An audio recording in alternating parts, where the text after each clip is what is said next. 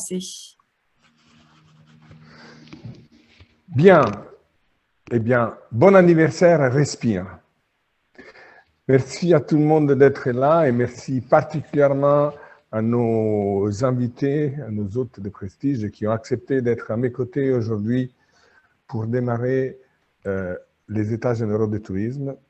Donc, c'est avec une grande fierté et beaucoup de plaisir que j'annonce officiellement l'ouverture de nos travaux pour les États généraux du tourisme de l'après-Covid. Avec moi aujourd'hui pour débattre Sabri Trabelsi, notre vice-président.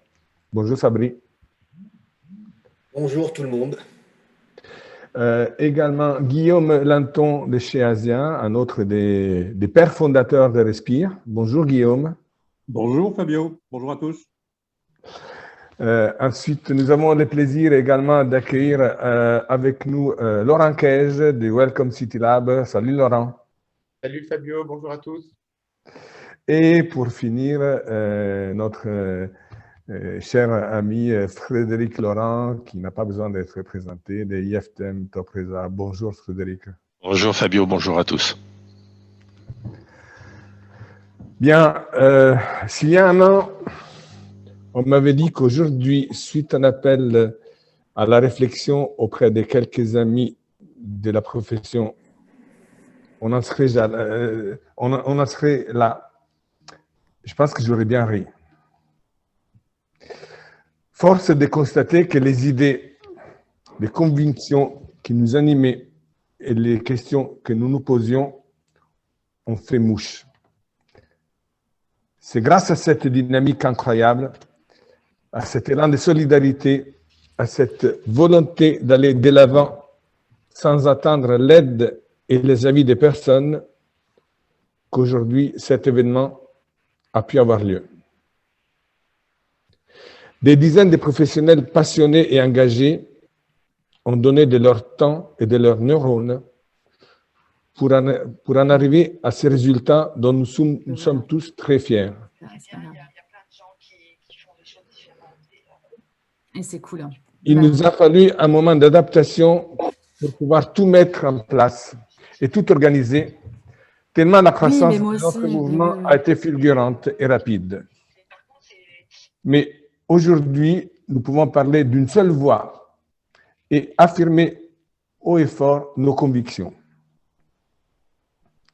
Grâce à ça, nous avons développé chez les membres qui ont fait le choix de participer à nos nombreux chantiers, à nos groupes de travail qui ont donné vie à notre livre blanc, et ensuite à ceux qui ont participé à la préparation et à la concrétisation de cet événement, un très fort sens d'appartenance. Nos membres sont fiers de faire partie d'une dynamique aussi vertueuse. Et nous sommes heureux et fiers de pouvoir compter sur la collaboration, sur le travail et sur la participation à notre démarche des professionnels aussi engagés et enthousiastes. Au nom du conseil d'administration et à mon nom personnel, merci du fond du cœur. Sans vous, tout cela n'aurait pas pu avoir lieu. Un remerciement tout particulier va donc à Frédéric, Sabri, Eric et Guillaume, qui, les premiers, ont cru dans mes idées et ont fait le choix de me suivre et de donner naissance à mes côtés à cette magnifique aventure qu'elle respire aujourd'hui. Je tiens aussi à remercier Émiline, Nathalie, Lisiane et Stéphane, les autres membres du conseil d'administration qui, tous les jours, donnent de leur temps, de leurs énergies et de leur fidélité pour que notre organisation se développe et puisse fonctionner au mieux. Pour finir, merci aux responsables des groupes actuels et passés et à tous ceux qui, de près ou de loin, ont participé à leur niveau et selon les moyens de tout un chacun au rayonnement de nos idées et de nos principes. Ce que je retiens de tout ce travail, de tout ce temps donné gratuitement et volontairement à notre cause par tant de personnes, c'est essentiellement une chose. Respire avant d'être un mouvement et ensuite une association, a constitué tout d'abord une prise de conscience collective et une forte volonté de la part de tous ceux qui ont participé à nos travaux d'apporter leur contribution à faire avancer les choses et à être acteurs et pas spectateurs des changements qui doivent avoir lieu dans notre secteur et dans nos métiers pour qu'ils puissent continuer à exister et à prospérer à l'avenir. Saint Augustin disait, il ne faut pas comprendre pour croire, mais croire pour comprendre. Nous avons eu la foi en nos convictions et en nos idées dès le départ.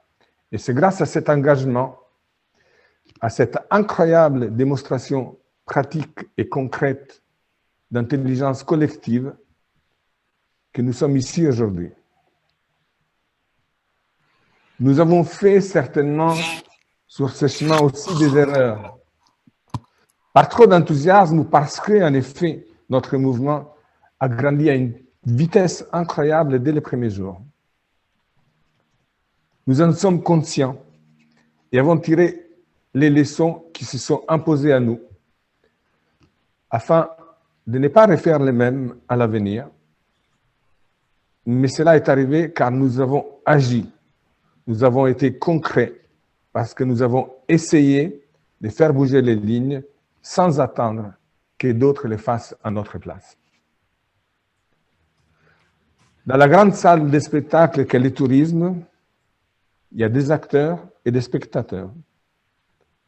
Nous avons choisi, dès les premiers jours, d'être sur scène, sous l'effet de la rampe, de nous exposer aussi à la critique, parfois facile, mais nous avons réfléchi et nous avons agi. Si nous voulons que l'avenir du tourisme se dessine de manière vertueuse et telle à pouvoir protéger notre belle profession, si nous voulons pouvoir répartir aussi vite que possible et dans les meilleures conditions, être juste spectateur n'est pas une option. Nous ne sommes qu'au début d'un chemin formidable. Nos programmes sont ambitieux et peuvent ne pas être du goût de tout le monde. Mais, comme disait Oscar Wilde, il faut toujours viser la Lune, car, au pire, en cas d'échec, on retombe dans les étoiles. Soyez donc les bienvenus à cette première édition des États généraux du tourisme, dont nous souhaitons faire un rendez-vous régulier à l'avenir. Et n'oubliez jamais, jamais, jamais, comme on aime dire chez Respire, seul on va plus vite, mais ensemble on va plus loin. Merci.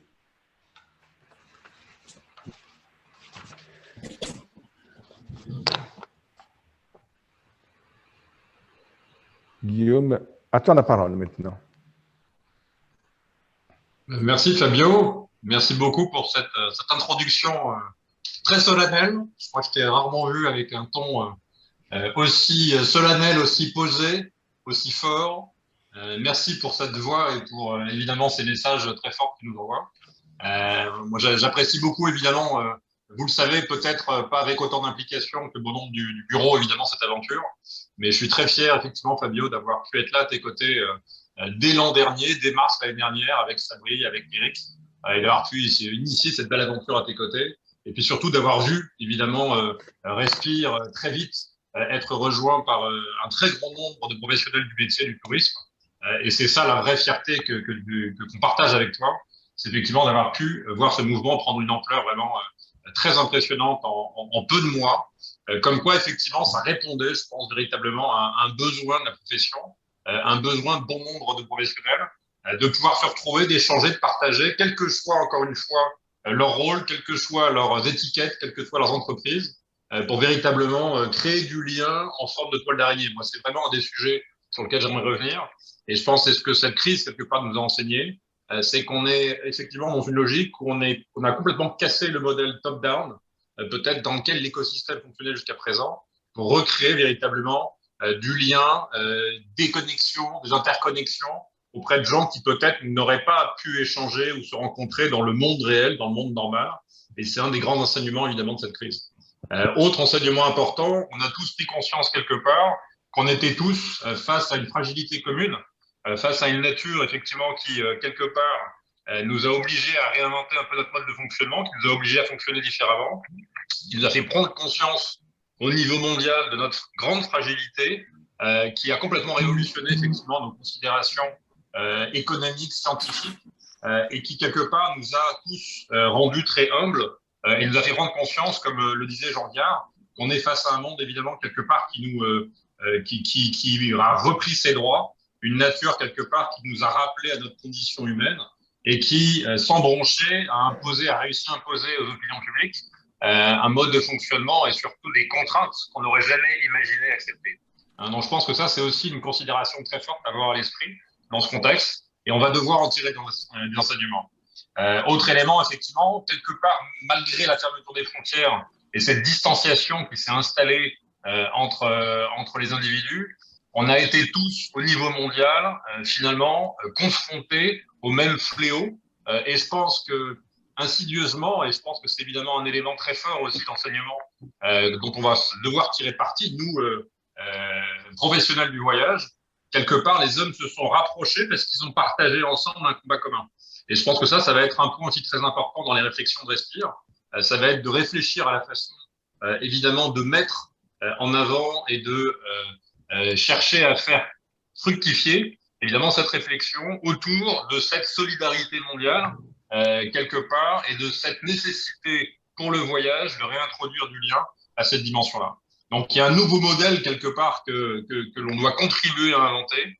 Il y a évidemment toute une très grande dimension environnementale, écologique, responsable, solidaire, je sais, sur lequel Respire travaille énormément, sur laquelle nous allons devoir, nous, professionnels, proposer des vraies solutions, accélérer aussi ce changement-là, sans attendre que le métier, que le marché nous le demande, et être véritablement instigateur de ce changement. Je pense que c'est un point vraiment absolument crucial et absolument incontournable qui va être fortement attendu. Et puis, dernier point, effectivement, ça va être vraiment de réfléchir, et je sais que ces états généraux vont y contribuer, à la façon de transformer cette crise en opportunité. Et je repense à des expressions que vous connaissez tous, hein, comment transformer un pépin en pépite, quelque part, et comment faire en sorte que cette situation qui dure maintenant depuis plus d'1 an, hein, même si Respire fête son année, son premier anniversaire aujourd'hui, on est tous effectivement quelque part impactés par cette crise depuis quasiment janvier 2020. Hein, donc ça fait presque 14 mois qu'on est impactés les uns les autres. Des acteurs comme nous, évidemment, sur l'Asie sont peut-être encore plus impactés que d'autres, puisqu'on avait commencé à subir évidemment l'effet de la crise sur le marché chinois et sur la destination Chine dès le mois de janvier. Donc effectivement, le sujet au-delà de ça, c'est de se dire comment, dans ce contexte-là, on arrive à trouver des opportunités qui vont permettre de relancer l'activité.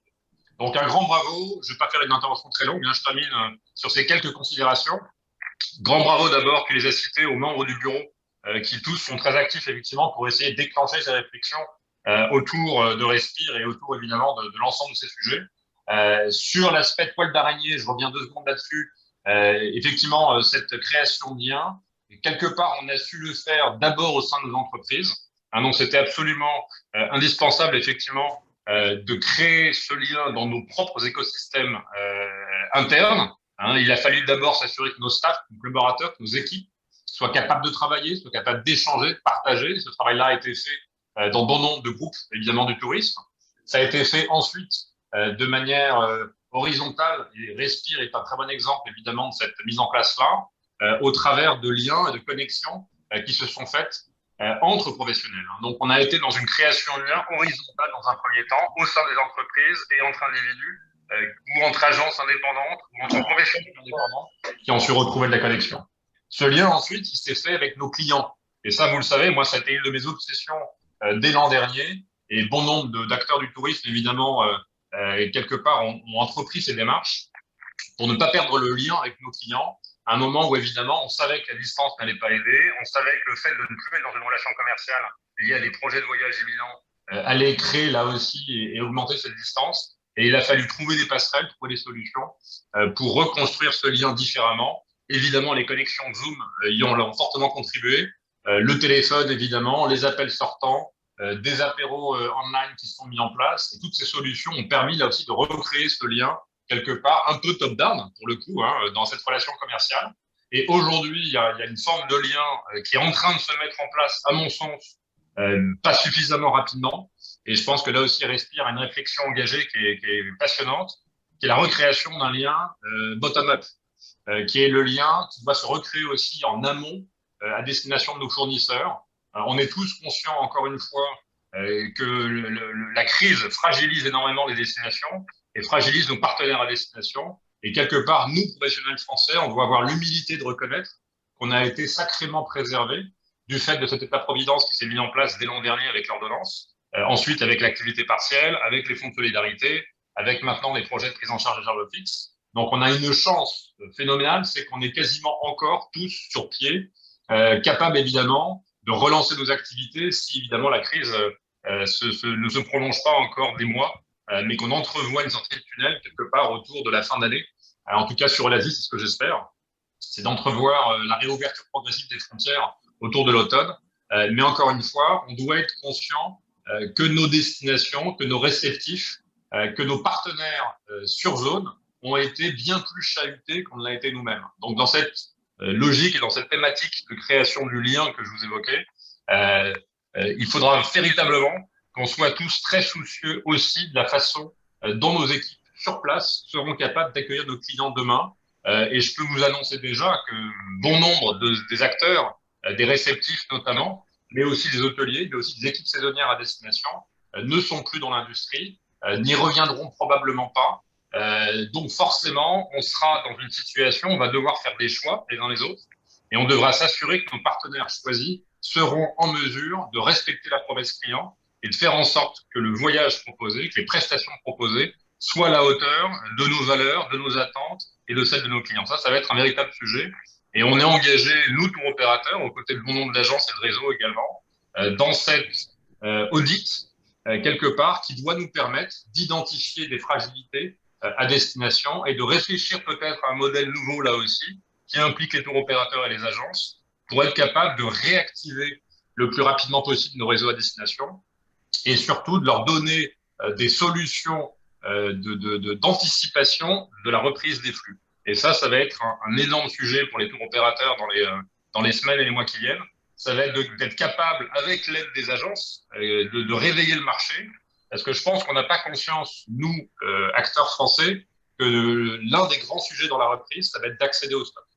Et encore une fois, face à des réceptifs, des hôteliers, des équipes sur place qui se seront forcément éparpillés et avec surtout des structures fragilisées, on risque d'être face à une pénurie de l'offre. Vous en doutez aussi, les premiers mois de reprise probablement, dès lors que les touristes vaccinés seront peu nombreux, permettront d'avoir un accès évidemment aux chambres et aux structures à destination.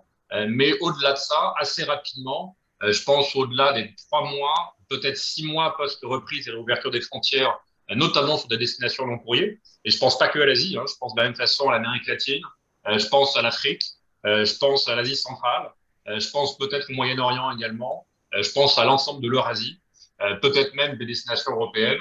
On va être face à une pénurie de l'offre sur laquelle on va devoir nous répondre et des marchés européens émetteurs peut-être structurés différemment du marché français et notamment ayant des capacités financières et des délais de règlement différents des nôtres, risquent de se positionner plutôt que nous pour capter les stocks, que ce soit les chambres, que ce soit les véhicules, que ce soit l'accès aux transféristes, voire même que ce soit l'accès aux guides.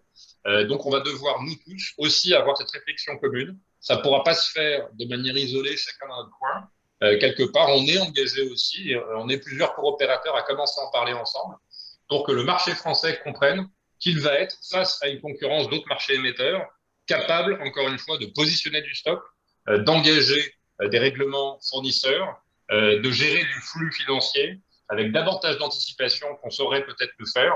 On est sur un marché très last minute, on le sait bien, on le saura encore dans les mois qui viennent, dès lors évidemment que nos clients n'auront pas de visibilité et qu'ils attendront le dernier moment pour positionner leur réservation. Mais je crois vraiment que 2022 devra être une année où on devra, nous, professionnels du tourisme, faire l'effort de l'anticipation pour encore une fois être capable de nous positionner sur l'accès au stock, au moins en même temps, si ce n'est avant, d'autres marchés émetteurs qui vont être très soucieux aussi de capter ces stocks. Donc, il y a des vrais sujets de réflexion au-delà de ça. Je sais que bon nombre d'ateliers des États généraux vont aborder ces points. Et encore une fois, à notre disposition pour alimenter et nourrir cette réflexion. Mais on a des vrais enjeux pour, encore une fois, transformer cette crise en opportunité, transformer ce pépin en pépite, comme dirait Tristan, effectivement, et faire en sorte qu'on soit capable, bien sûr, de proposer à nos clients une prestation de qualité. Hein, on a été très obsédés en 2020, en 2021 par le maintien de la relation client. Il est temps maintenant de passer dans une autre phase, en gardant encore une fois évidemment ce lien précieux et indispensable avec nos équipes, nos clients, nos partenaires. Mais il y a vraiment un sujet effectivement clé qui, moi, me préoccupe énormément, qui est de créer du lien, recréer de la confiance, créer de la transparence, apporter de l'anticipation, de la visibilité à nos fournisseurs pour être capable de nous projeter. Voilà ce que je voulais vous dire sur cette petite introduction. Et je te repasse la parole, Fabio. Merci beaucoup, Guillaume. Merci pour tes propos toujours très éclairs et pleins d'essence. Eh bien, cher Laurent, je crois que c'est ton tour maintenant. À toi la parole pour nous donner ton avis sur cette situation concernant ton secteur plus particulièrement. Merci Fabio, merci beaucoup tout d'abord pour ton invitation et bravo pour cette initiative des États généraux de Respire. Je pense qu'effectivement, Respire s'est imposé en un temps record comme un acteur majeur de nos secteurs professionnels. Ce que j'aime beaucoup dans cette initiative, c'est tout d'abord l'esprit, un esprit d'écoute, de partage et de solidarité. Et je pense qu'on en a tous besoin. Et puis, c'est quelque chose aussi, c'est une dimension de proposition que je trouve très importante dans votre initiative. Et je trouve que ça fait du bien en cette période.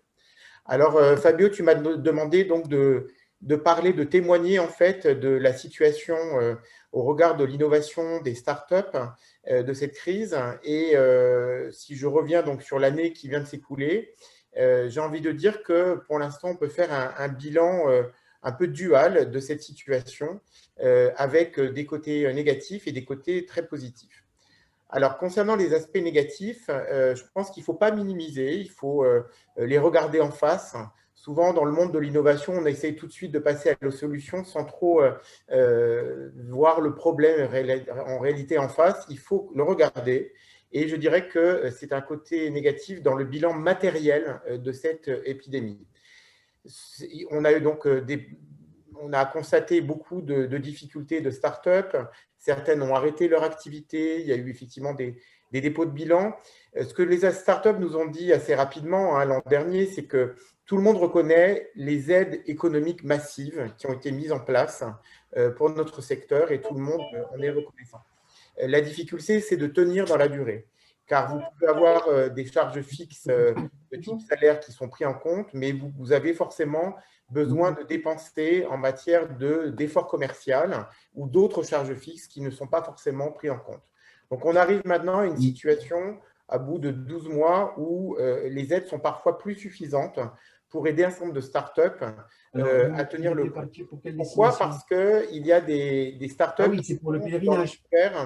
On attend les instructions en fait du service des pèlerinages. Qui sont dans l'univers de fournisseurs à des agents de voyage et qui ne sont pas référencés au départ dans la liste, la fameuse liste S1, S1 bis. C'est la raison pour laquelle, dès le mois de septembre, nous sommes montés au créneau dans le cadre du comité de filière tourisme pour que l'ensemble en fait, de la chaîne du monde du tourisme, du voyage, soit un aide et pas simplement les gens qui avaient les bons codes européens, de façon à ce que l'ensemble du secteur soit pris en compte.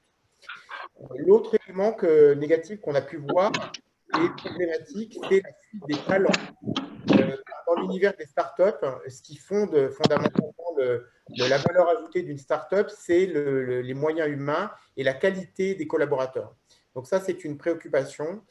Évidemment, beaucoup d'impacts psychologiques dramatiques également au niveau des individus. Et je pense que le pire aujourd'hui, ce qu'on peut dire, c'est l'absence de perspectives claires, de date de réouverture ou de reprise d'activité qui plonge encore notre secteur économique dans une situation d'attentisme avec un manque d'investissement. Et donc, voilà, on est encore au moment du creux de la vague. Ce qu'on peut craindre, comme disait un peu Guillaume, c'est si cette situation perdure, c'est qu'il y ait une remise en cause de l'appareil productif du tourisme français, qui devra être néanmoins fort pour la reprise. Il y a des signaux qui nous montrent que la reprise pourrait être relativement forte quand on pourra recommencer à voyager. Et donc, il faut à tout prix maintenir cet appareil productif pour que le tourisme français soit au rendez-vous de la reprise. Autre élément que nous avons constaté, qui est évidemment préoccupant, c'est la suppression des directions innovation dans certains grands groupes du tourisme français. On peut le regretter parce qu'on sait que les périodes de crise, en fait, sont de formidables moments d'innovation, de remise en cause et de redémarrage sur un autre pied. Mais il y a parfois des difficultés économiques qui sont telles que certains grands groupes de l'hôtellerie, des voyages, des loisirs ont dû supprimer leur direction innovation, voire carrément même parfois licencier leurs collaborateurs en charge de ce sujet. Charge à nous aussi de leur montrer que l'innovation, ce n'est pas une danseuse, c'est quelque chose qui est au cœur de l'actualité business et des enjeux de redémarrage de l'activité. Et dernier point, côté négatif, c'est ce qu'on a vu aussi, c'est la fuite des investisseurs, des fonds d'investissement qui d'habitude étaient là au moment des levées de fonds et des besoins en financement du côté des startups. Ce sont des gens évidemment qui ne font pas dans les sentiments et qui ont plutôt tendance à retirer leurs billes au moment du démarrage de la crise en nous disant on investit dans d'autres secteurs et on reviendra quand ça ira mieux. Bon, ça c'est le côté négatif.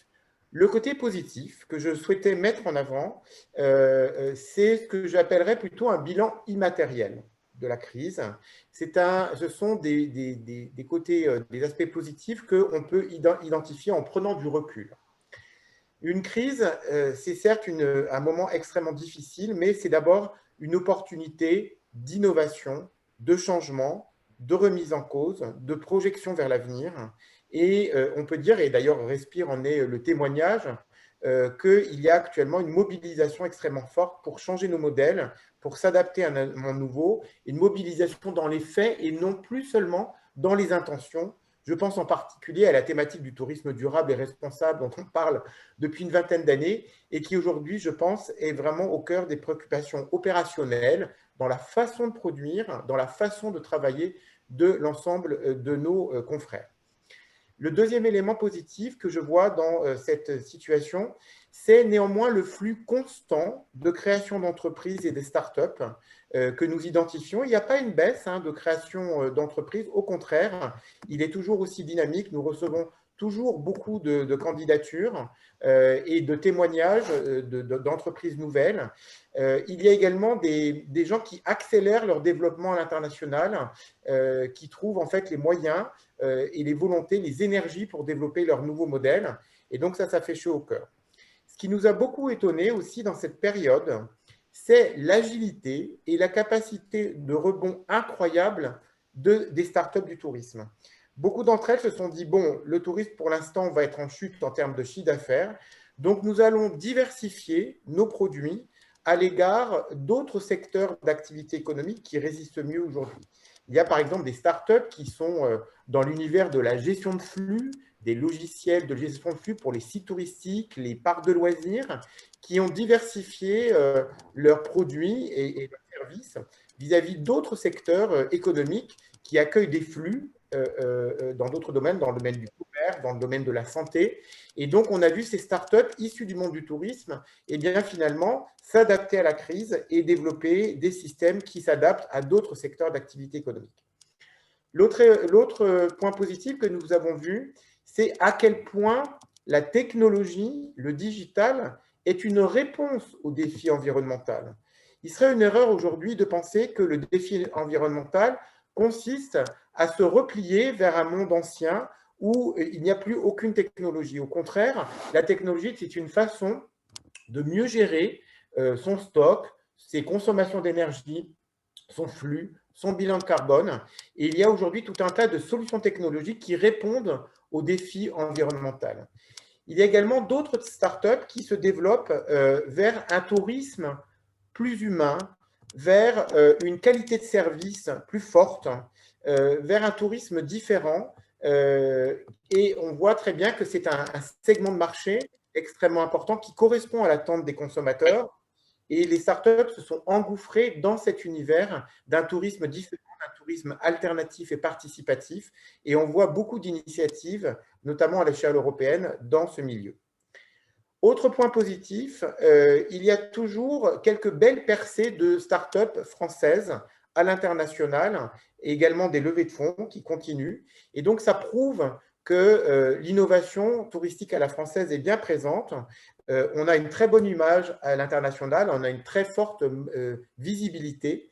Et il faut aussi dire que nous sommes portés par un autre élément que je relève de cette période, c'est une très forte mobilisation globale de l'ensemble de notre secteur. Respire en a un témoignage, mais je prends également comme exemple cet outil de co-construction des politiques publiques du tourisme qui est devenu le comité de filière, qui finalement a été lancé en janvier de l'année dernière.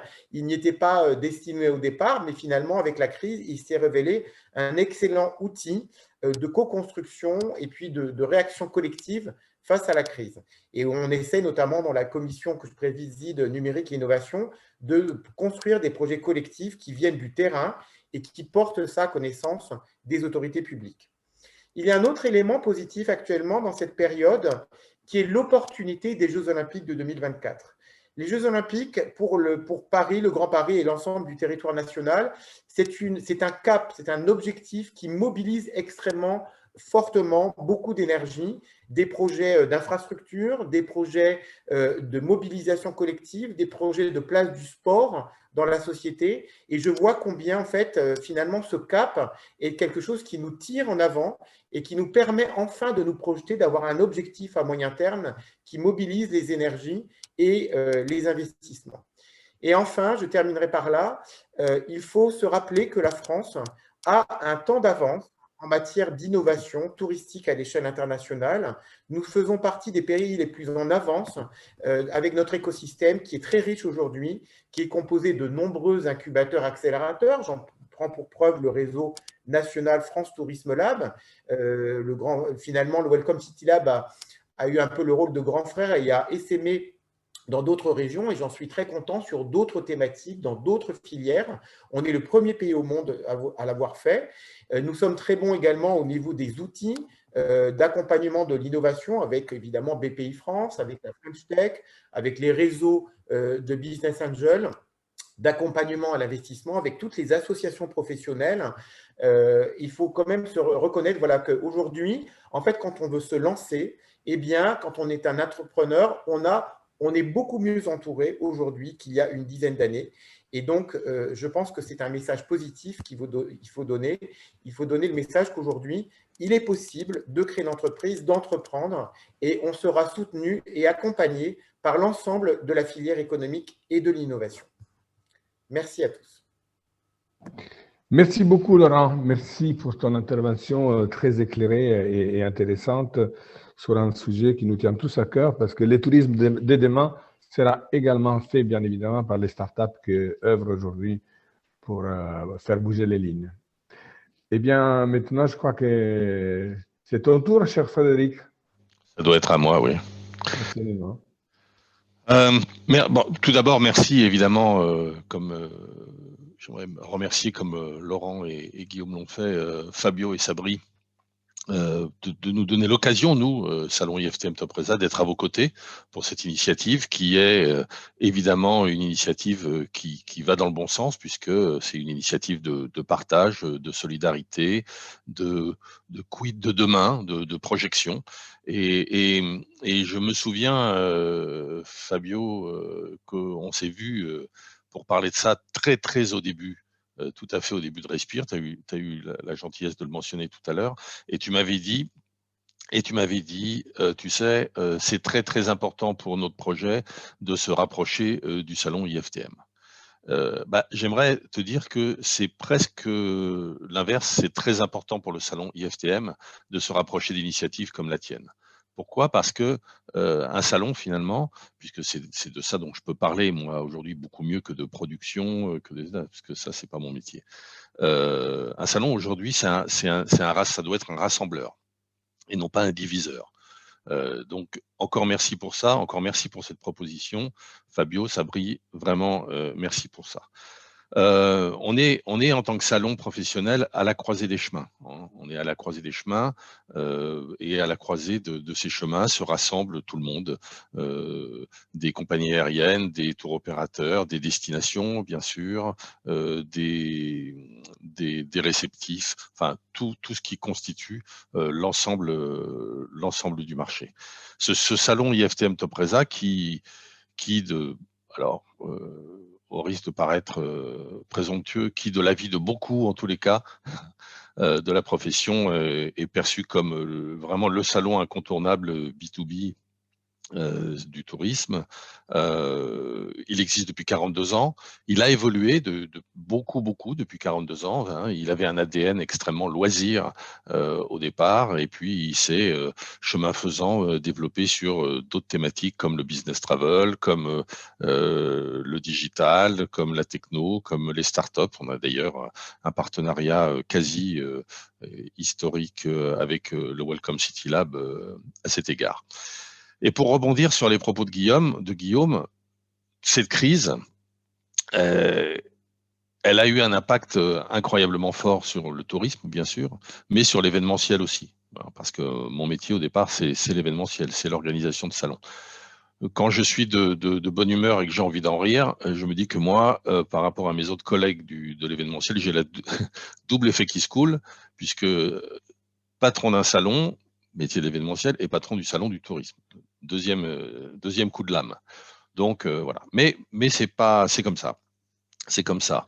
Ce que ça nous a amené tout ça, aussi bien comme pour le tourisme en général, mais sur l'événementiel aussi et sur l'organisation de salons, c'est forcément de porter un nouveau regard sur la manière dont on faisait les choses. Est-ce qu'il manque pas des choses? Est-ce qu'on pourrait pas améliorer le produit salon?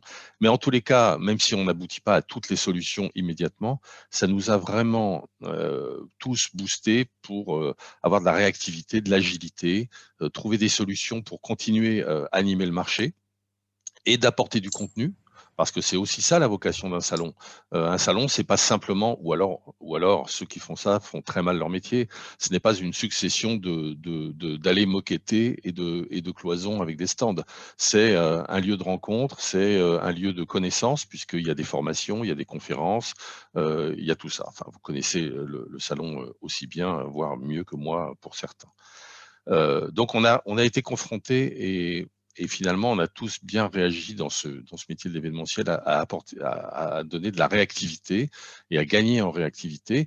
Nous, de notre côté, vous l'avez vu pour beaucoup d'entre vous, et d'ailleurs j'en profite pour ceux qui sont là et qui ont visionné ces ateliers d'IFTM, de les remercier pour leur fidélité, parce que ça a été une initiative qu'on a mise en place très rapidement. Volontairement, on a voulu y apporter une qualité supplémentaire à ces ateliers d'IFTM, c'est-à-dire pas faire un Zoom ou un Teams, etc., mais faire un vrai plateau télé. Pourquoi? Parce que d'avoir des gens en présentiel, c'est à nouveau l'ADN des salons, d'avoir des gens, de rencontrer des gens, que des gens se parlent en vrai ensemble. Évidemment, ça va nous conduire aussi à une plus grande digitalisation. Quand je dis nous, c'est les salons, hein, toujours, à une plus grande digitalisation, probablement à aller vers des événements un peu plus hybrides. Pour l'instant, on n'était que principalement dans le présentiel, hein, un salon pendant 4 jours, voilà. D'aller vers des versions beaucoup plus hybrides avec une plateforme digitale qui viendrait se plugger au salon physique et qui permettrait à des visiteurs qui, de manière habituelle, et là j'allais dire même hors Covid, qui s'étaient inscrits pour venir et qui finalement ne peuvent pas venir au salon pour plein de raisons tout à fait valables. Mon patron m'a pas laissé voyager, j'ai un enfant malade, je suis moi-même malade, je peux pas me déplacer. Donc, c'est d'aller chercher et d'aller offrir à ce visitorat qui ne peut pas se déplacer pour les raisons que je viens d'indiquer, d'être quand même virtuellement présent sur le salon au travers de conférences, de streaming de conférences, au travers de possibilités de prendre des rendez-vous en one-to-one de manière digitale. Voilà. Mais le mouvement qui est mis en place, enfin en tous les cas, moi, c'est ma conviction, ce ne sera jamais un salon full digital. Parce que, pour une raison simple, c'est que, encore une fois, je n'y crois pas. Je n'y crois pas. Je pense que nous sommes tous des êtres sociaux. On a besoin, on le voit bien, de rencontrer vraiment, de se parler, de se saluer, de s'attraper les mains. On a besoin de ça. C'est un besoin vital et qui disparaîtra pas. Ça a été aussi l'occasion, pour nous, Salon, de se dire,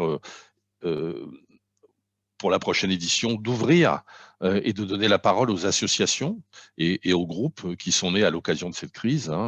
Respire en est une, le CDMV aussi, car le travail qui a été fait est souvent extrêmement remarquable.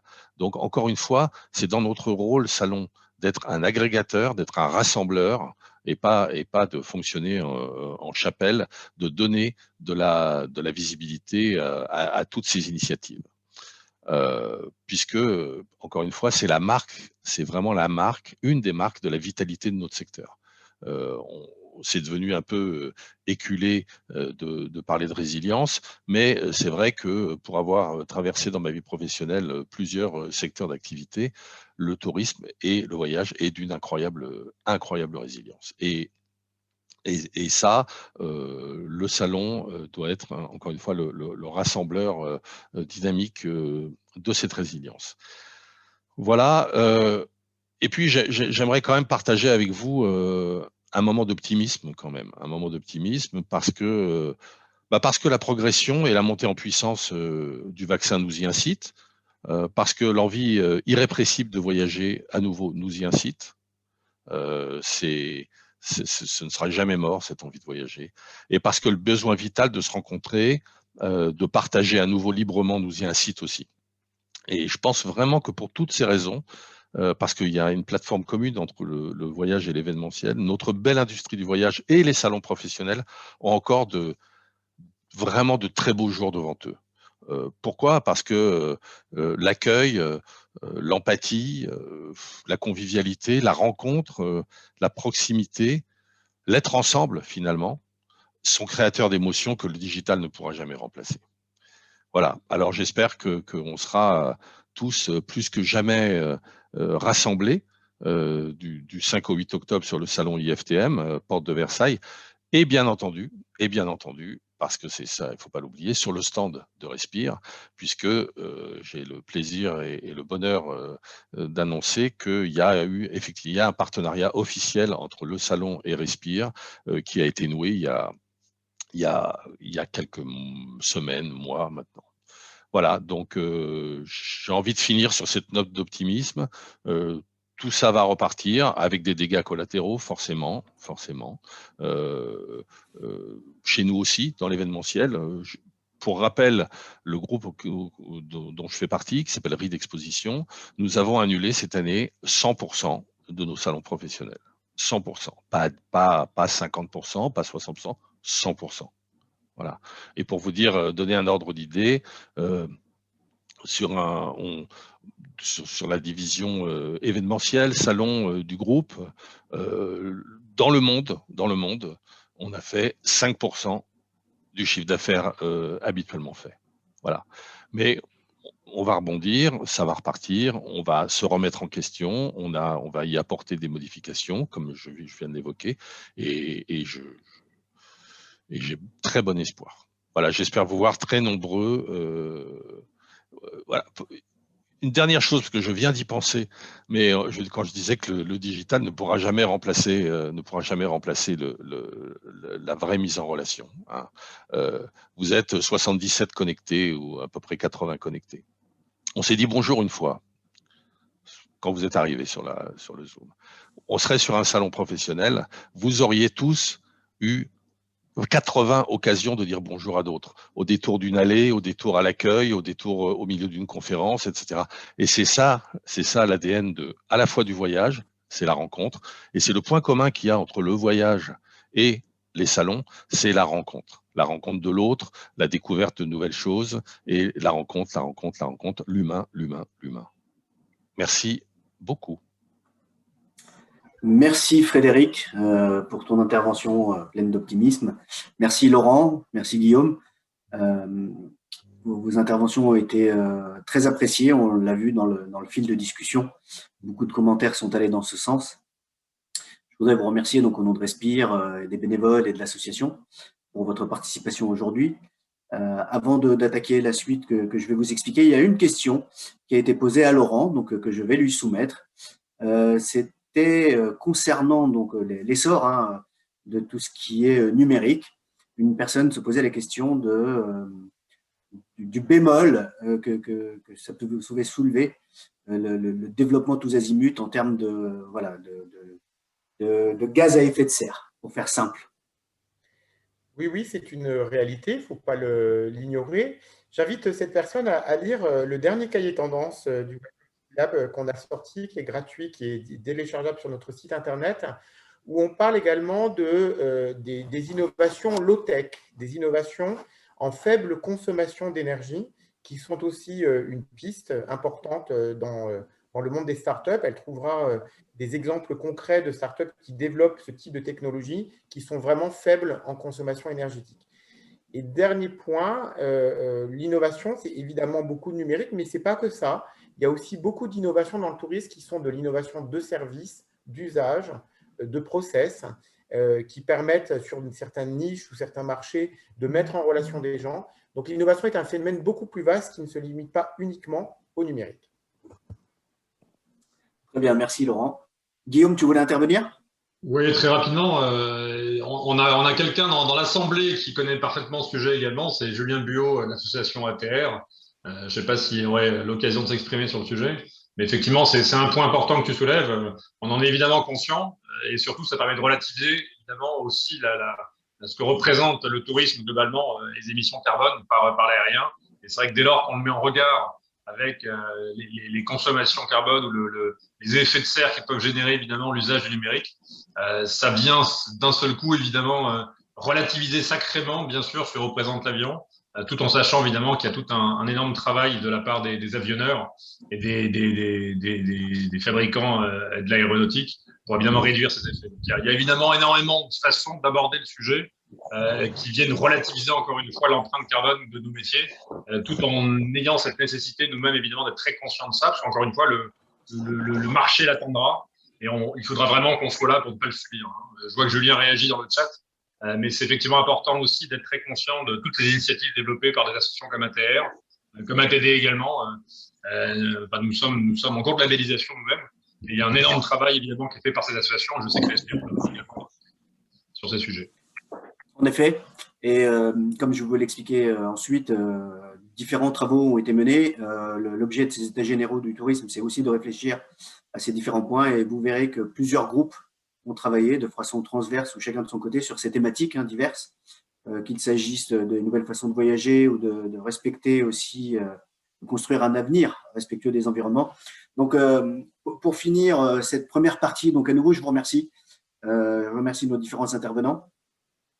Et de même que l'a fait Fabio, donc l'ensemble du conseil d'administration et surtout tous les bénévoles qui depuis le début, depuis le premier jour ont participé, ont donné beaucoup à cette association, dont vous connaissez la particularité, c'est Guillaume, je crois, l'a évoqué, c'est une association qui a un fonctionnement horizontal. Sa force aussi, c'est de regrouper tous les métiers du tourisme, tous secteurs confondus et sur nombre de pays. Donc, il y a une vraie richesse à ce niveau-là. Comme on a coutume de le dire, toutes les voix comptent chez nous. Donc, qu'il s'agisse d'étudiants ou de capitaines d'industrie, tout le monde est écouté, tout le monde est entendu, tout le monde échange. C'est aussi la richesse de Respire. Pour ce qu'on attend des états généraux du tourisme, ça va surtout être de faire un point un bilan de l'année écoulée en termes d'impact sur notre économie, de cette pandémie qu'on continue de vivre, l'impact qu'a subi notre industrie et de quelle façon on pouvait faire des constats et proposer des préconisations. Nombre de groupes ont travaillé, de personnes, sur ces thématiques que je vais vous énumérer. Il est important de retenir aussi qu'on a dans tous les groupes qui ont travaillé des gens qui sont vraiment des personnes de terrain. Alors, il ne s'agit pas de faire le distinguo entre des personnes qui seraient sur le terrain et d'autres. C'est juste qu'on a donné la parole un maximum de fois à des personnes qui étaient vraiment dans le réel, qui ont mouillé la chemise, qui traversent des difficultés et qui pour autant continuent d'œuvrer chacun de son côté à trouver des solutions, à faire des préconisations, à faire des propositions pour nous aider tous à opérer cette mutation vers peut-être un tourisme différent, ce qu'on a appelé, nous, depuis le début, le tourisme de demain. Donc, les travaux vont commencer, et les sessions vont commencer à partir de vendredi, donc après-demain à 10h. Ce sera le groupe Nouvelle Façon de Voyager qui prendra la parole en premier, 10h. Donc, vous pourrez retrouver tous les éléments sur la page Facebook Les Amis de Respire, dans le groupe aussi Respire le tourisme de demain, donc le groupe Facebook, mais aussi sur la page LinkedIn de Respire.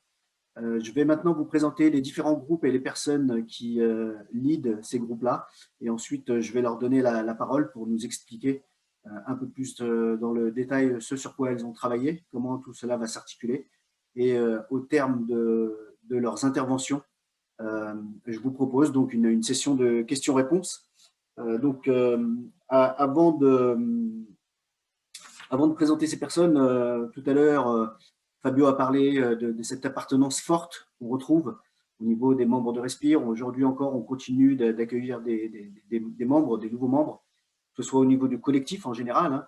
Le collectif est à peu près 10-11 000 personnes en France et sans compter toutes les autres pages à l'international, plus l'association qui travaille sur d'autres chantiers.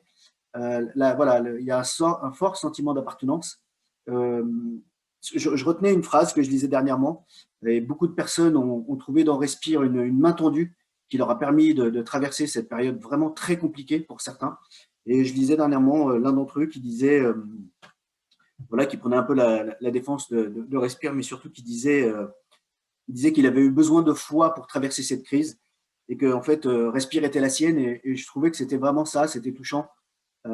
Et ça rejoignait ce que disait Fabio, à savoir, on a aujourd'hui un fort sentiment d'appartenance au sein de Respire.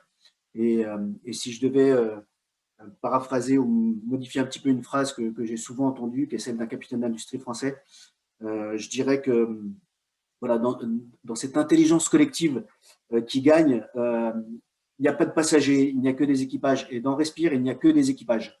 Et c'est parce qu'il n'y a que des équipages que tout le monde va dans le même sens et tout le monde œuvre effectivement pour peut-être proposer des solutions plutôt que de subir et de rentrer la tête dans les épaules. Donc, je vais maintenant vous proposer et vous présenter les différents groupes avec les responsables. Et ensuite, je donnerai la parole donc, à l'un d'entre eux et on continuera ainsi.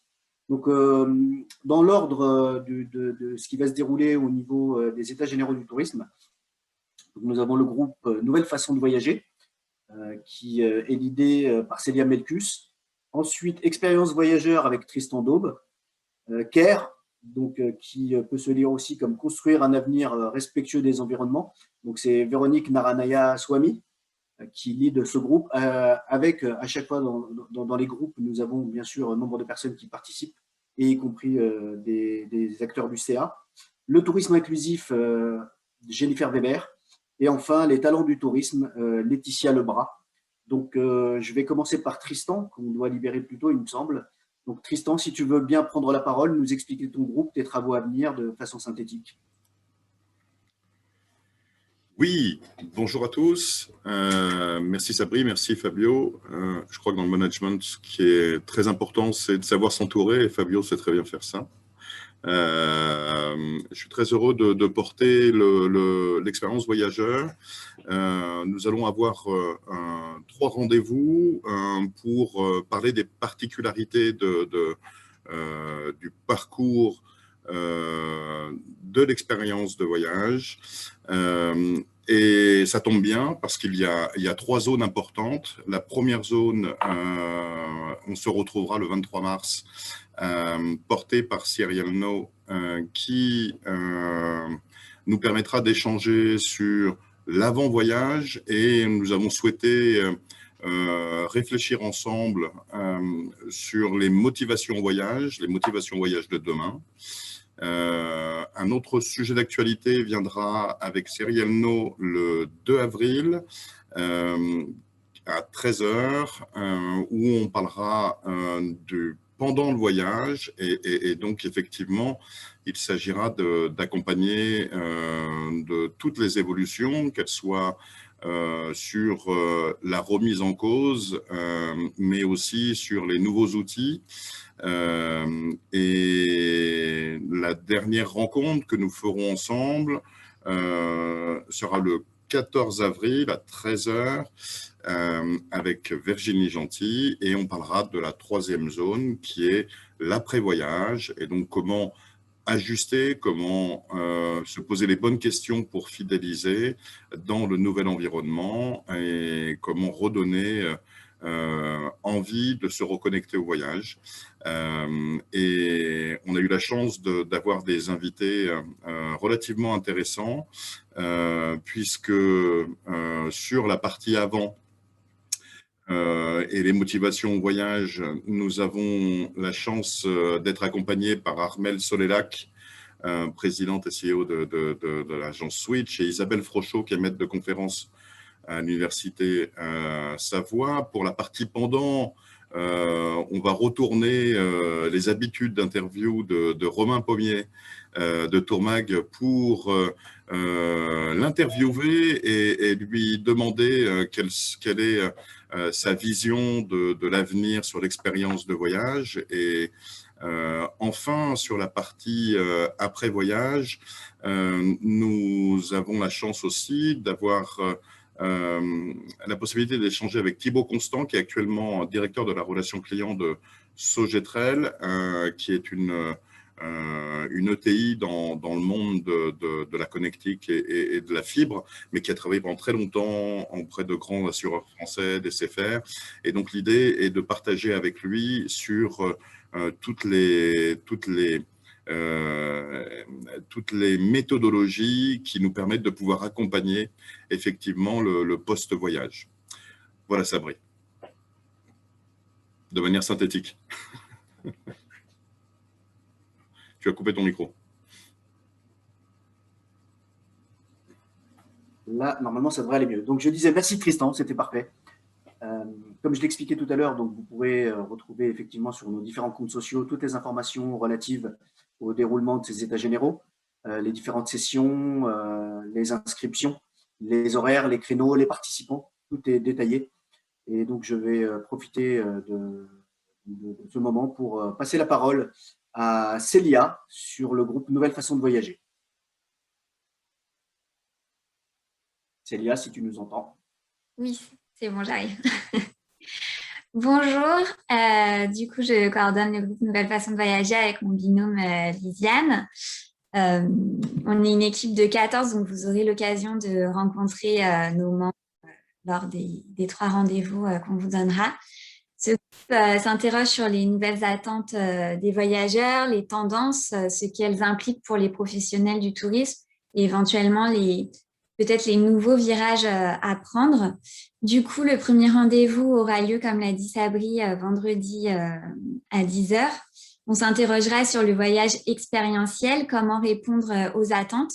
Avec nous, on aura Étienne Vauvy, fondateur de la Petite Vadrouille, et Côme de Framont, consultant manager chez Inextenso, dans le tourisme, la culture et l'hôtellerie.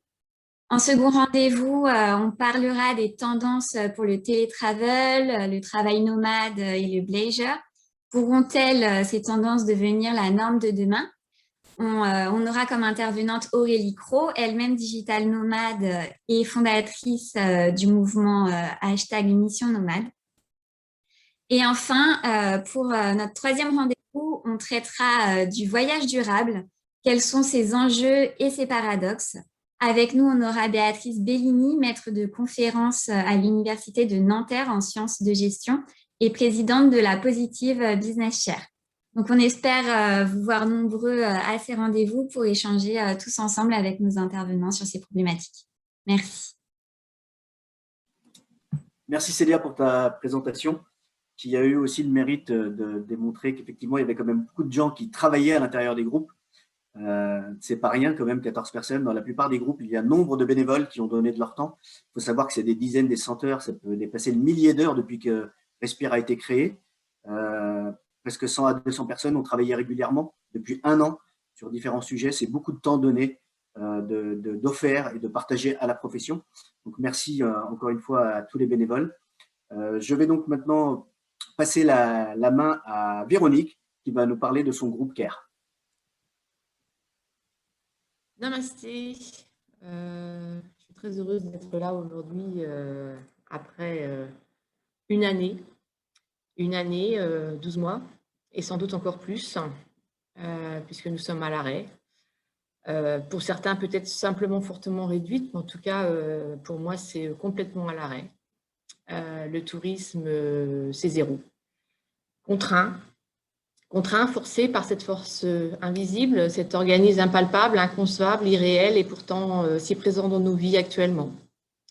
Et c'est vrai que depuis 12 mois, Fabio, tout le monde l'a dit, à Respire, c'est comme une grande famille. On réfléchit, on se projette, on s'active.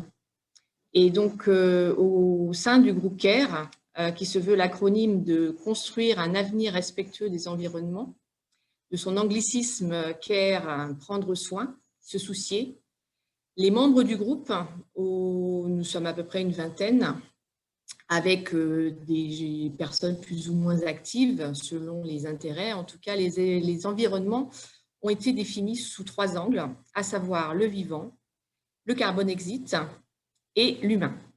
Alors, nous allons donc vous inviter à nous rejoindre sur 3 dates.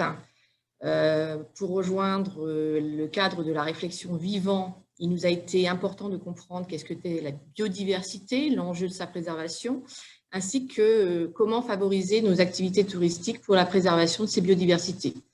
Et donc, le 24 mars à 11 h, nous aurons l'immense joie de recevoir Walter Bouvet, cofondateur d'Openland, auteur conférencier, et si vous avez entendu parler, il est également co-scénariste du futur film de Cyril Dion qui se nomme Animal. Dans le cadre de la réflexion Carbone Exit, nous avons souhaité comprendre la problématique de la production carbone, comment décarboner nos activités touristiques. Et Julien Buot, de directeur ATR, qui a été mentionné tout à l'heure, ainsi que Julien Etchanchu, consultant air et tourisme, seront avec nous le 29 mars à midi, de façon à parler de ces problématiques. Et en tout dernier lieu, la réflexion humain. Alors, la réflexion humain, ça a été un petit peu plus compliqué à mettre en place parce qu'il y a énormément de groupes qui se rejoignent. Je pense aux nouveaux talents, je pense aux nouvelles façons de voyager. Et donc, nous, au niveau du groupe CARE, nous avons souhaité d'aborder quelque chose qui a été évoqué tout à l'heure par Guillaume, l'aspect professionnel à plusieurs niveaux. Dans un premier temps, les collaborateurs, avec notamment tout ce qui représente la mise en place de la RSE et les relations entre les différents acteurs professionnels du secteur du tourisme. Et ils sont nombreux et nous parlerons notamment des relations avec les réceptifs, puisque j'en suis une et que nous sommes plusieurs sur le groupe. Et donc, cette dernière réunion sera le 8 avril à 14 h avec François Piot, président des agences Prêt à partir. Voilà, je vous remercie de nous suivre et de vous retrouver très vite. Merci Véronique, merci pour ton intervention. Ce qu'on retient effectivement, ce qui revient régulièrement, c'est ça, c'est le côté agora de Respire, qui nous tient tous à cœur, et puis aussi de militer tous pour un tourisme plus vertueux. C'est vraiment dans notre ADN, c'est la genèse même de Respire. Un tourisme de demain qui se ferait différent. Donc, je vais maintenant passer la parole à Laetitia sur le groupe Talent du tourisme, qui, vous le verrez, ainsi que le dernier groupe, fait mention d'intervenants quand même de qualité et de sessions très intéressantes à venir. bonjour à tous. Merci Sabri. Donc en effet, il m'a été donné la chance de piloter le groupe Talent. Donc effectivement, nous avons fait des constats depuis un an et nous avons bien évidemment constaté une immense détresse de la part de tous les collaborateurs, de la part de tous les acteurs des métiers du tourisme. Donc nous avons choisi de nous articuler autour de 3 grands constats. La première préoccupation est bien sûr un grand enjeu de rétention des talents. On a constaté que beaucoup de personnes avaient quitté le secteur, soit par choix, soit tout simplement parce qu'elles ont été licenciées ou victimes de restructuration. Donc, dans ce thème, nous avons choisi de nous entourer de 2 spécialistes de ressources humaines pour nous faire part de leur retour d'expérience au bout d'1 an. Nous avons étudié bien sûr la motivation des collaborateurs, ce qui a évolué dans la perspective en entreprise. Notre première invitée est donc Charlotte Pajot, qui est directrice des ressources humaines de Terre d'Aventure, spécialiste donc du voyage écotouristique. Et nous avons une deuxième invitée pour ce même interview qui est directrice des ressources humaines de Utopia, spécialiste de l'hôtellerie de plein air, également spécialiste de l'écotourisme. Donc l'une est déjà dans une dynamique de reprise avec des problématiques donc, qui sont liées à l'accompagnement des collaborateurs et l'autre nous fait part des chantiers qui ont été menés pour maintenir le lien avec ses collaborateurs en vue justement de préparer la reprise et d'éviter la fuite des talents. Donc ce rendez-vous aura lieu le 26 mars. Nous avons également travaillé sur un axe très important, un public qui a énormément souffert de cette crise, c'est le public des étudiants. Nous avons étudié l'attractivité de notre métier, ou plutôt la perte d'attractivité. Comment montrer à nos étudiants qu'on peut leur tendre la main et que des opportunités existent. Comment les former pour devenir de futurs professionnels, nous apprendre également leur regard et apprendre de leur formidable résilience. Nous avons dû tous subir la même crise et donc nous nous attachons à comprendre un petit peu cette problématique. Alors nous avons 2 invités également sur ce sujet. Nous nous sommes entourés bien évidemment de formateurs. Donc la première invitée est une formatrice de Travel Class, Audrey Etropi. Et nous avons un deuxième invité du milieu institutionnel, Pierre Bouton, qui est président de la Fédération des offices de tourisme de Bretagne et également directeur de OTB, donc Emploi Tourisme Bretagne. Donc le parallèle entre le milieu institutionnel et le milieu des agences de voyage est très intéressant puisque d'un côté, on a un secteur qui est quasiment à l'arrêt et de l'autre, on a un secteur qui est déjà dans une dynamique de reprise avec de vraies opportunités qui sont créés. Donc, je vous donne rendez-vous pour cette interview le 1er avril. Et enfin, nous avons un groupe qui a constaté de formidables opportunités pendant cette année difficile pour notre secteur. On a étudié les nouveaux modes de collaboration. On s'est aperçu que notamment Respire et d'autres mouvements avaient fédéré et avaient permis de tenir bon. Effectivement, si beaucoup de personnes sont restées dans le secteur du tourisme, c'est grâce justement à ces associations notamment.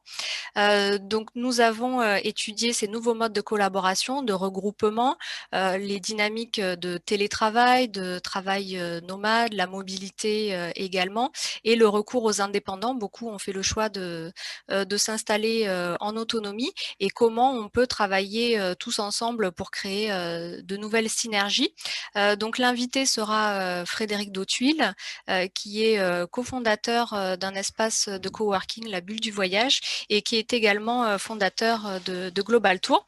Donc, ce rendez-vous aura lieu le 13 avril. Très bien, merci Laetitia.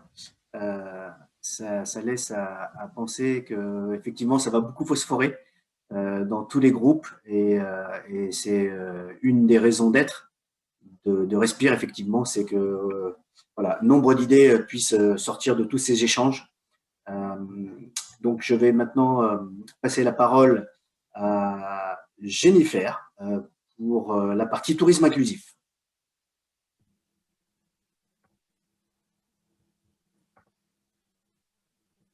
Alors, merci Sabri, bonjour à tous. Je coordonne le groupe Tourisme Inclusif avec mon binôme Stéphane. Nous travaillons sur une réflexion de fond, la prise en considération de tous, de tout un chacun, de toutes les personnes porteuses d'un handicap, d'une spécificité, d'un problème de mobilité ou autre, avec leur accès de plein droit aux activités touristiques. Il est important de savoir qu'aujourd'hui, peu de personnes voyagent encore. Et donc, nous travaillons justement sur l'engagement des professionnels du tourisme avec une ouverture sur l'avenir, de façon à ce que tout un chacun puisse, avec leur désir de voyager, puisse voyager et profiter des activités. On a travaillé sur 3 axes totalement différents. La première partie, qui se nomme territorialité, aura lieu le 25 mars à 14 h. Nous parlerons du dynamisme des collectivités en France qui développent leur offre touristique dans un souci d'inclusion de tous, en parlant d'aménagement des territoires, de politique des villes, de labellisation, d'adaptation des infrastructures, des projets à venir. On va faire un petit focus sur des collectivités territoriales qui justement se bougent en France pour permettre l'accessibilité de leurs offres et permettre des flux touristiques sur leur territoire. Nous aurons en invité des collectivités territoriales, notamment avec Guillaume Bailly, qui est directeur de la cohésion sociale et du CCAS de la ville d'Amiens. Nous aurons également Abdelmajid Bouema, qui est l'élu au tourisme et à la ville inclusive de Saint-Denis, donc 2 collectivités territoriales. Et pour parler également du lien avec les actions menées et les collectivités, nous aurons François Monnier, qui est le directeur général du Picto Access. Une belle table ronde avec des réflexions profondes justement sur les engagements des collectivités, sur l'inclusion et l'ouverture au tourisme. La deuxième partie est une partie un petit peu à part. C'est un axe qui est numérique, le Digital Réseau, qui aura lieu le 6 avril à 14 h également. Nous travaillerons sur la mise en disposition des contenus informatifs, justement, l'ouverture au tourisme de manière plus peut-être virtuelle, la création des plateformes numériques spécialisées avec toutes les technologies qui ont permis en fait la libération du voyage et cette accessibilité au voyage.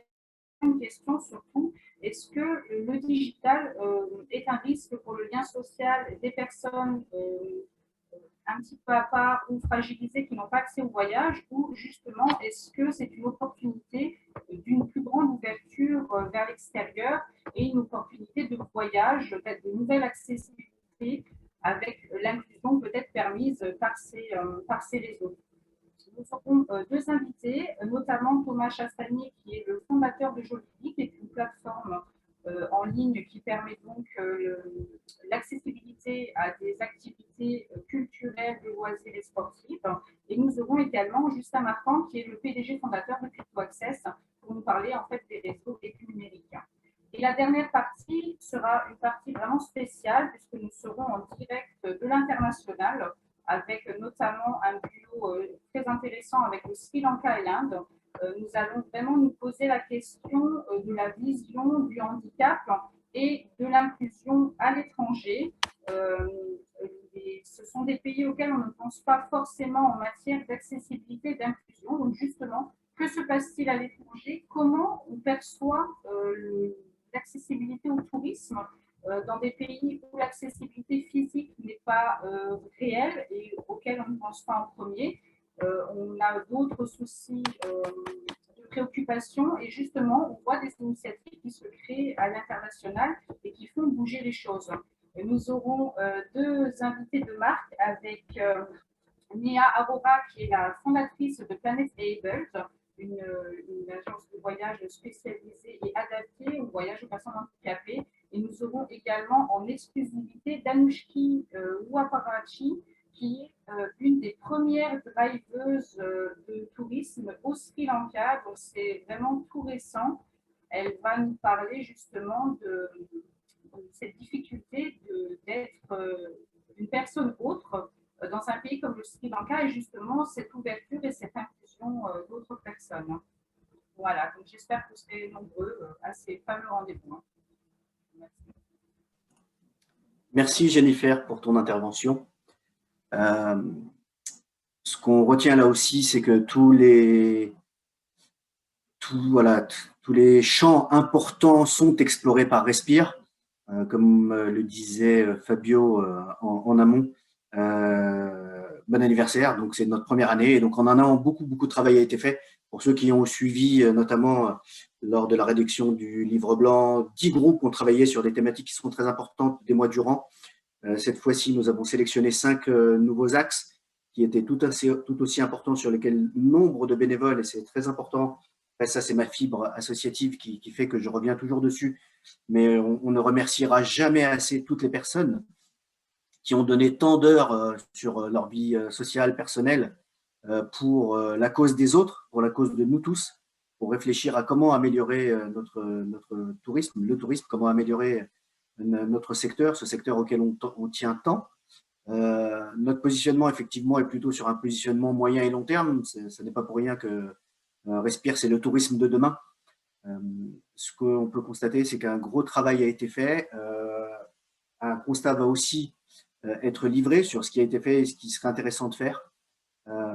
Je vous invite par ailleurs, et je vais répondre à une question que j'ai vue tout à l'heure sur le chat, à consulter, si vous le souhaitez aussi, notre nouveau site qui a été mis en ligne.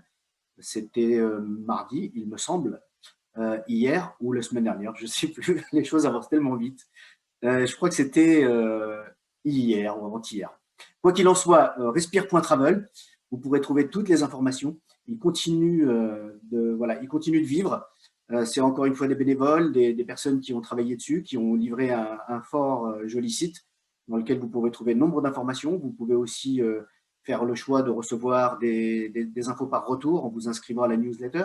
Vous pouvez aussi trouver, pour ceux qui ne l'ont pas encore fait, des informations aux fins d'adhérer à l'association. Je fais une petite parenthèse. Donc, on a le collectif Respire, qui est le collectif dont je vous parlais tout à l'heure, qui représente à peu près 12 à 15 000 personnes aux 4 coins de la planète. Mais on a aussi l'association qui a ses propres axes de travail et qui est plutôt sur le terrain avec des solutions apportées à ses adhérents. Donc, on peut y adhérer, et les liens de souscription et d'ailleurs tout ce qui tourne autour de ces objets statutaires, ces moyens d'action se trouve en toute transparence sur le portail. Vous pouvez trouver ça très facilement. Pour ceux qui n'avaient pas eu l'occasion de recevoir ou le livre blanc, qui ne l'avaient pas vu passer, il est téléchargeable sur le site. Il est actuellement présent en français et une traduction est en train d'être faite en anglais. Un pôle délégation internationale travaille à continuer de développer les pages Respire et les antennes Respire à l'étranger. On est aujourd'hui à peu près une quinzaine de pages.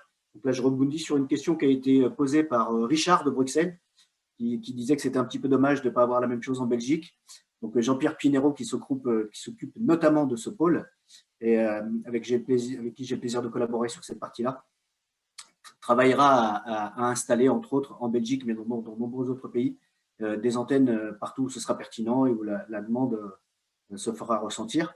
Donc, n'hésitez pas à revenir vers vous. Vous avez aussi le calendrier qui est présent sur nos pages Facebook et LinkedIn de toutes nos activités à venir. Ça, c'est très important. Sur le site, il y aura aussi un accès spécial dédié donc aux adhérents pour toutes les solutions qui vont être mises en place pour eux. Encore une fois, je rappelle que c'est une association et un collectif qui s'adresse à tous les corps de métier, mais aussi aux journalistes, aux médias, aux étudiants. Donc, c'est ça la richesse de Respire. Je vais aussi profiter de ce moment pour voir si Fabio a quelque chose à ajouter, puis peut-être aussi vous donner l'occasion aux uns et aux autres de pouvoir intervenir par l'intermédiaire de questions, que ce soit en live ou via le chat, puisque la plupart des intervenants ont eu à le faire. On aurait pu aussi avoir, s'ils le souhaitent, une petite intervention des membres du CA qui ont beaucoup travaillé, on ne les remerciera jamais assez, depuis le début de Respire. Donc, je te passe la main, Fabio, si tu veux rajouter un mot par rapport à tout ce qui a été dit depuis 10 heures, et ensuite peut-être aux membres du CA et d'autres intervenants. Mais écoute, non, pas grand-chose à dire de plus de tout ce qui a été dit parce que on a touché vraiment beaucoup de sujets, tous très intéressants.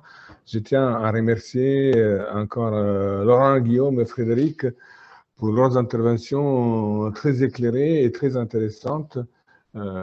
Particulièrement Laurent, tout à l'heure, tu nous as parlé de la situation des startups du tourisme. Et effectivement, moi, je suis de l'avis qu'aujourd'hui, il est nécessaire aussi, et tu me diras ton avis, d'établir un lien encore plus resserré entre les acteurs du tourisme traditionnel et les startups qui œuvrent pour chercher de trouver de nouvelles solutions. Parce que je pense qu'on a tous quelque chose à s'apporter les uns les autres.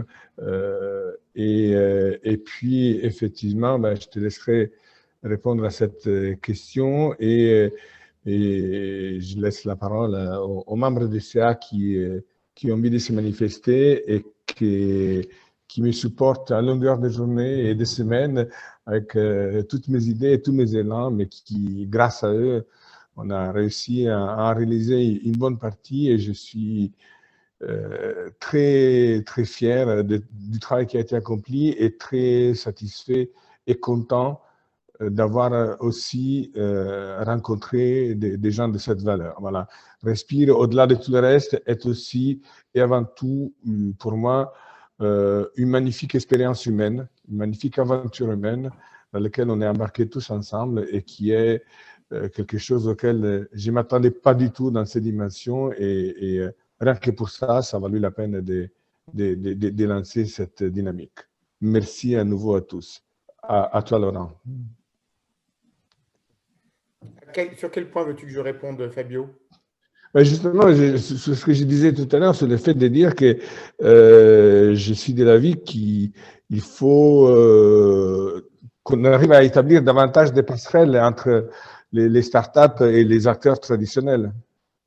Oui, ce sont deux typologies d'acteurs qui, en fait, ont beaucoup à s'apporter. Les grands groupes ou les acteurs traditionnels, la connaissance du métier, l'accès au marché, aux clients, et puis les startups, une capacité d'avoir un angle différent sur un sujet, sur un problème auquel le professionnel classique ont du mal à répondre ou ont déjà essayé avec beaucoup d'investissements très lourds et très complexes et n'ont pas pu. C'est vraiment ce qu'on appelle de l'open innovation, de l'innovation ouverte. Et effectivement, il y a besoin de médiateurs pour faire rapprocher ces deux univers.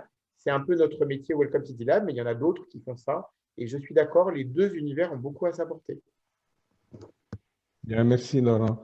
Eh bien, maintenant, Sabri, je propose effectivement de donner la parole à nos collègues du conseil d'administration. Je vois dans les désordres, j'ai vu Émiline. Émiline, comment vas-tu? Et encore un merci. Et voilà, fais une petite apparition pour t'introduire et te présenter. Bonjour à tous. Donc, moi, je fais partie du conseil d'administration en tant que trésorière adjointe et coordinatrice des groupes de réflexion. Donc, il y a eu un petit peu de travail là pour mettre en place tous les états généraux, mais je suis contente de voir que tout se passe bien. Et puis, je suis à votre disposition si vous avez des questions. Je suis aussi au sein de deux groupes qui se sont nouvellement créés, qui sont le groupe MICE, donc Tourisme de groupe et Tourisme Incentive, et d'un autre groupe qui est le support financement. On essaye de glaner toutes les informations possibles sur toutes les aides qui peuvent être disponibles pour notre secteur d'activité, de vous les recenser et essayer de faire en sorte que vous puissiez en bénéficier plus facilement. Bonne fin de réunion à tous. Merci Méline. On va passer la parole à Eric et puis ensuite, si tous les membres du CA on peut intervenir, j'ai une question qui est arrivée donc, dans le fil que je poserai notamment à Jennifer puisque ça la concerne, mais aussi aux différents membres de Respire. À toi Eric. Oui, rapidement, deux points. Premièrement, j'incite tout le monde surtout à suivre les 15 Zooms qui sont prévus prochainement. Vous verrez, pour y avoir participé, qu'il y a de la matière. Donc, je pense que c'est vraiment intéressant, donc je vous incite à le voir. Et puis, si vous ne pouvez pas le voir en direct, vous pouvez le voir en replay. Un deuxième, j'ai vu passer dans les commentaires, là, dans le chat, avec le mot modestie. Je voulais dire qu'en fait, la plupart des personnes qui sont intervenues sont humbles. ne sont pas des spécialistes de chaque sujet, mais elles ont mouillé le maillot pour travailler sur ces points-là. Et ça, je pense, c'est une des caractéristiques de Respire. C'est-à-dire que par rapport à ces thèmes-là, on n'a pas fait intervenir uniquement des spécialistes, mais des personnes qui ont des choses à dire et qui avaient, avant Respire, jamais eu l'occasion de le faire. Donc, je vous incite à les écouter dans les 15 Zooms qui vont venir. Merci Eric. Est-ce que vous voyez d'autres personnes du CA? Stéphane, tu nous entends? Non. Stéphane Michaud.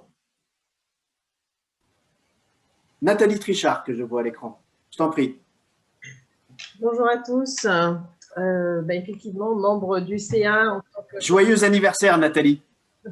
Merci. En plus. C'est une date mémorable, n'est-ce pas? En plus. Secrétaire de l'association Respire. Bon, alors, la secrétaire que vous voyez le plus, c'est Lisiane, qui fait beaucoup plus de boulot que moi au niveau du CA. Elle avait plus de temps. Aujourd'hui, elle en a moins, donc on va un peu basculer. Donc, vous me verrez peut-être un petit peu plus quand même. Il va falloir, de toute façon. Effectivement, c'est une belle histoire, Respire. Donc, je l'ai toujours dit depuis le début. Et comme l'a dit Eric tout à l'heure aussi, on est là juste pour réfléchir tous ensemble, trouver de quoi travailler collectivement et réfléchir collectivement pour avancer dans la même direction, pour que demain, on puisse se sortir de cette opportunité, puisque c'est le mot qui a été employé tout à l'heure, puisque effectivement, une crise est toujours une belle opportunité de rebondir. Voilà, donc suivez, moi je fais partie du groupe CARE, donc suivez-nous sur l'ensemble des groupes et des visios pour le mois à venir, ça va être très très intéressant pour la suite. Merci à tous. Merci Nathalie. Si Stéphane, tu nous entends et tu souhaites intervenir, sinon je vais repartir sur la question qui a été posée. Non, je voulais juste rajouter un petit quelque chose, je n'ai pas la photo, que pour ceux qui prennent un peu de retard, parce que c'est le cas sur les actualités de chacun, il ne faut pas oublier qu'on a la chaîne YouTube, on peut retrouver aussi toutes les visios qui ont été faites depuis presque un an. Donc ça peut être un truc très très sympa à refaire. Et donc toi Stéphane, au CA, tu fais quoi? Je suis trésorier avec Emeline, et puis je travaille avec Jennifer sur le groupe. Je crois qu'il y a des questions qui arrivent et qui est un sujet passionnant que j'ai repris un petit peu j'ai repris un secteur que je ne connaissais pas, j'ai découvert, c'est vraiment avec des gens très sympas, et c'est quelque chose qui va nous tenir à cœur. Je vous invite aussi à revenir voir les visios. Très bien, merci Stéphane. Et Sabri, juste, je voulais préciser, comme Stéphane le disait, que cette séance aussi d'aujourd'hui sera ensuite remise sur la chaîne YouTube. Donc, pour ceux qui n'auront pas eu l'occasion de nous suivre en direct, ils pourront retourner assister à la cérémonie d'ouverture, disons comme ça, sur la chaîne YouTube. En effet. Donc, pour les sessions à venir, donc, pour essayer d'être le plus simple possible, ce sera sous forme de vidéo et avec un format d'interview, de questions-réponses à travers le chat. Donc, c'est ainsi que vont se dérouler tous les formats à venir. Une question a été posée sur le tourisme inclusif. Donc, je vais la lire telle qu'elle est arrivée. Elle a été posée sur Facebook et retranscrite ici. Donc, super intéressant d'aborder le handicap à l'international. Est-ce qu'une charte ou un livre blanc de préconisation pourrait se construire en partant de l'expérience client handicapé? Petite parenthèse de ma part, le tourisme inclusif, ce n'est pas que le client handicapé, même si le client à mobilité réduite ou handicapé est central. Donc, trajet en avion, réception sur place, transport sur place, présence de guides formés et spécialisés sur les différents handicaps, sachant que, par exemple, en Inde, le handicap est une réalité assez fréquente et que les locaux le côtoient au jour le jour, bien souvent sans prise en charge médicale. Leur regard et leur gestion pratique doit certainement être intéressante et riche. Voilà la question qui nous est posée. Jennifer, est-ce que tu veux intervenir? Je veux bien intervenir. Merci Elsa pour ta question. Alors, je t'invite déjà, premièrement, à jeter un œil au livre blanc qui est de Respire, qui est paru fin de l'année dernière, au mois de novembre, où justement nous avons travaillé sur des préconisations au niveau France et international pour l'expérience client et justement ce qu'on pourrait aménager dans l'avenir de façon à faciliter l'accessibilité au voyage. Alors effectivement, Pour ma part, de mon côté, j'ai commencé déjà à répertorier des expériences voyageurs, qu'elles soient en France ou à l'étranger, justement sur les difficultés de mobilité donc, au niveau transport, donc ça peut être le train, la croisière, l'avion, les difficultés aussi rencontrées justement dans l'hôtellerie ou la restauration, les transports, on va dire, intermédiaires qui sont les trajets, par exemple, du lieu de prise en charge jusqu'à l'hôtellerie, les activités sur place, etc. Donc, je suis en train de regrouper justement des informations là-dessus pour voir où sont les points qui peuvent être améliorés à l'avenir, justement en travaillant en partenariat avec les compagnies aériennes, les compagnies ferroviaires, les compagnies maritimes, l'hôtellerie, etc. C'est vrai qu'à l'étranger, notamment par rapport à l'Inde, le regard est totalement différent puisque le mot handicap existe, mais n'est pas du tout utilisé. C'est un peu pareil comme au Sri Lanka, c'est-à-dire qu'en fait, ce n'est pas un handicap, c'est un problème. Donc, à chaque problème, il y a une solution. Et là-bas, l'entraide fonctionne énormément, alors qu'on va dire au niveau européen, on est plutôt dans beaucoup de normes, beaucoup de contraintes administratives qui font que les choses se mettent en place progressivement, parfois difficilement, où il y a beaucoup de barrières à ce niveau-là. Alors qu'à l'étranger, ben, avec peu, on peut beaucoup. Et c'est ça qui fait la différence et on a beaucoup à s'inspirer justement pour pouvoir améliorer l'expérience voyageur sur notre territoire et après améliorer avec ce regard-là l'expérience voyageur au niveau international. Merci Jennifer pour ta réponse.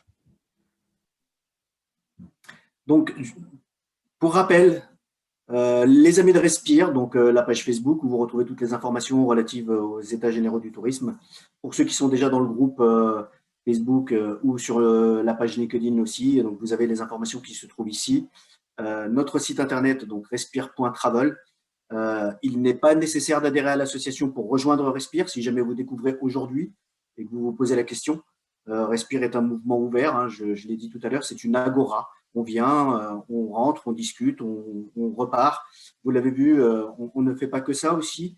Lorsque la période a été beaucoup plus dure en temps de confinement, on organisait des petits events type les petits-déj, les cafés de Respire.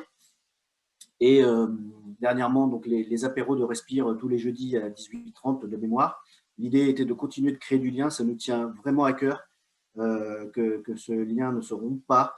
Que les gens continuent de discuter entre eux. On pouvait être 3, 4, 5 ou 40, venir de discuter de tout et de rien, à bâton rompu, pas nécessairement de ces sujets-là. Voilà, il y avait des thématiques sur lesquelles on travaillait, on réfléchissait et on essayait de faire des propositions. Et puis d'autres fois, on mettait en place des rendez-vous qui permettaient de conserver ce lien social même à distance et de faire en sorte que personne ne se sente isolé. On a beaucoup insisté là-dessus. Ne restez pas seul de votre côté. Venez rejoindre Respire, venez échanger avec les personnes qui sont dans Respire, quel que soit l'endroit où vous vous trouvez, le territoire où vous êtes, le pays où vous êtes. Vous verrez, on essaie aussi de s'organiser en fonction des décalages horaires pour être sur des créneaux qui puissent satisfaire presque tout le monde, ce qui n'est pas toujours facile. Et encore une fois, si vous avez pu constater sur le site internet que sur votre pays, il n'y a pas effectivement d'antenne Respire et que vous souhaitez le faire, n'hésitez pas à nous contacter. Vous avez toutes les rubriques sur le site. Vous avez aussi l'adresse du conseil d'administration qui est contact@respire.travel. Je vais repasser la parole à Fabio s'il souhaite ajouter quelque chose. Donc, à toi, Fabio. Merci Sabri, merci à tous les membres du conseil d'administration qui ont participé. Je suis très content et presque ému d'avoir autant de participation et autant d'engouement pour tout ce qu'on a fait pendant cette année qui s'est écoulée. Et une année qui a été très longue et compliquée et qui vaut pour 10, mais voilà, qui a été aussi une source de plaisir et de satisfaction pour tout le travail que nous avons accompli ensemble. Et toi, Sabri, tu sais très bien de quoi je parle. Un petit peu, oui. Voilà. Donc, je voudrais profiter de ces petits moments juste pour remercier à nouveau nos intervenants d'aujourd'hui, Frédéric, Guillaume et Laurent, ainsi que tous les responsables de groupe qui ont fait un travail acharné et passionnant et qui, j'espère, pourront vous intéresser avec leurs interventions dans les jours qui viennent. Et puis, pour tous ceux qui se posent des questions sur comment le tourisme va évoluer, sur comment ils vont pouvoir travailler demain, je tiens à leur dire que chez Respire, il y aura toujours une oreille pour les écouter et surtout, comme tu disais justement tout à l'heure, une place pour s'exprimer. Et donc, qui n'hésitent pas à nous rejoindre pour échanger, pour discuter tous ensemble et pour essayer de faire avancer les choses parce qu'une fois de plus, seul on va plus vite, mais ensemble on va plus loin.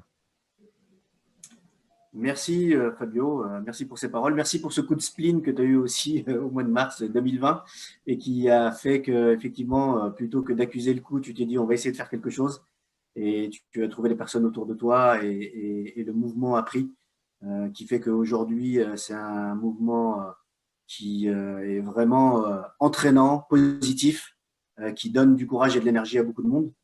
Donc, merci à toi, merci à tous ceux qui se sont impliqués d'une façon ou d'une autre dans cette association et puis aussi dans ce collectif, puisqu'il dépasse très largement le cadre de l'association. Merci à vous qui êtes venus aujourd'hui, qui nous avez suivis. N'hésitez pas à retrouver toutes les vidéos, tous les enregistrements sur notre chaîne YouTube, y compris de tout ce qui a été fait depuis le début. Le livre blanc, comme je le disais tout à l'heure, sur notre site internet, respire.travel. Et enfin, sur nos différentes pages, les programmes complets avec les différents créneaux, les dates, les créneaux horaires et les interventions de ces EGT 21 by Respire, donc, qui va nous servir à avancer et qui est encore une fois une petite pierre, et on en a semé beaucoup depuis le début, de ce mouvement qui se veut être actif dans le tourisme qu'on voudrait pour demain.